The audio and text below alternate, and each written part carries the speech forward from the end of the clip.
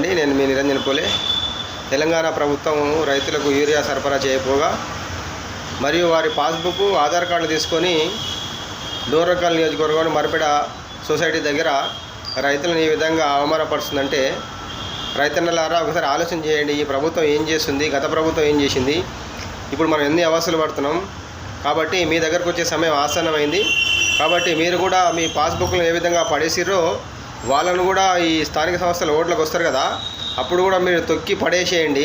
ఎందుకంటే ఇంత అవమానపరిస్తే రైతన్నకి ఎట్లా, దేశానికి అన్నం పెట్టే రైతన్నను గౌరవించాల్సింది పోయి ఈ విధంగా అవమానపరిస్తే ఈ ప్రభుత్వం ఎన్ని రోజులు కొనసాగుతుంది, ఎట్లా ముందుకెళ్తుంది? కాబట్టి ప్రజలారా, ఇప్పుడు వచ్చే స్థానిక సంస్థల ఎలక్షన్లు వస్తున్నాయి. మీ ఇంటి దగ్గరికి వస్తారు లీడర్లు.